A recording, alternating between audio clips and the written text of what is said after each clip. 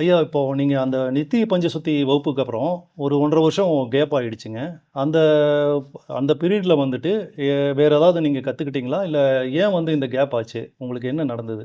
நித்திய பஞ்சசுத்தி முறை வகுப்புக்கு பிறகு நெறைய வகுப்புகள் நான் எடுத்தேன். இப்ப கடந்த 1 1/2 ஆண்டுகளா எந்த நேரடி வகுப்பும் நான் எடுக்கிறதில்ல. என்ன காரணம் அப்டின்னா, ஒரு 5 விதமான புத்தகங்கள கொண்டு வரணும் அப்டின்னு. இப்ப நம்ம பேசிட்டு இருக்கிறோம், வகுப்பு எடுத்துக்கிட்டு இருக்கோம் அப்டின்னா, நம்மளுடைய இந்த சமகாலத்துல இப்படியே மறைஞ்சு போக வாய்ப்பு இருக்கு. புத்தகங்கள் தான் பல தலைமுறை தாண்டியும் மக்கள்ட்ட போய் நிக்கும் அப்படிங்கிறது என்னுடைய நம்பிக்கை. அதனால புத்தகங்களா பதிவு பண்ணணும் என்னுடைய ம். கருத்துக்கள அப்படின்னு என்னுடைய ஆசை. இப்ப அதனால ஏற்கனவே புத்தகங்கள் எழுதியிருக்கிறேன். இப்ப ஒரு 5 புத்தகங்கள நான் ம். புதுசா எழுதுறதுக்காக இந்த ஒரு 1 1/2 ஆண்டு காலம் எந்த நேரடி வகுப்பும் எடுக்காம இருந்தேன்.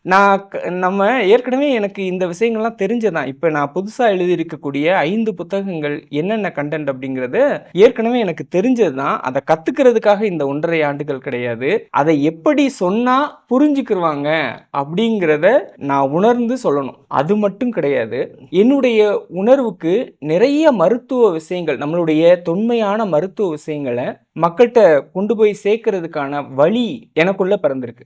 அந்த தொன்மையான மருத்துவ விஷயங்கள மக்கள்ட்ட கொண்டு போய் சேர்க்கிறதுக்காக, இப்ப முதல்ல 1 1/2 ஆண்டுகளுக்கு பின்னாடி ஒரு வகுப்பு ஒண்ணு திருப்பூர்ல நடத்தப் போறேன். ஐயா, அது எந்த கிளாஸுங்கய்யா? அது அந்த வகுப்பு எப்படி இருக்குங்கய்யா? எப்போ நீங்க அத குடுக்க போறீங்க? இப்ப திருப்பூர்ல வரக்கூடிய பிப்ரவரி மாசம் 7ஆம் தேதி சனிக்கிழமை அன்னைக்கு ஒரு நாள் வகுப்பா நடத்துறேன். இது வந்து யாக்கை தெரப்பி அப்படின்னு இந்த வகுப்புக்கு பேர். யாக்கை தெரப்பிங்களா? யாக்கை அப்டின்னா என்னங்கய்யா? யாக்கை தெரப்பி அப்டின்னா என்னங்கய்யா அது? யாக்கைனா நம்மளுடைய உடம்பு. மருந்தென வேண்டாவாம் யாக்கைக்கு அப்படின்னு வள்ளுவ பெருந்தகை சொல்லியிருப்பார். இப்ப மருந்தென வேண்டாவாம் உடலுக்குன்னு சொல்லல.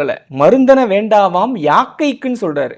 ஏன் யாக்கைக்கு அப்படிங்கிற அந்த சொல்லை பயன்படுத்துறாரு அப்படின்னா, அதுக்குள்ள தான் மருத்துவம் அடங்கியிருக்கு. அது யாக்கைக்கும் உடம்புக்குமான வேறுபாடு என்ன அப்படிங்கிறத இந்த யாக்கை தெரப்பி வகுப்புல நீங்க உணர்ந்துக்கலாம்.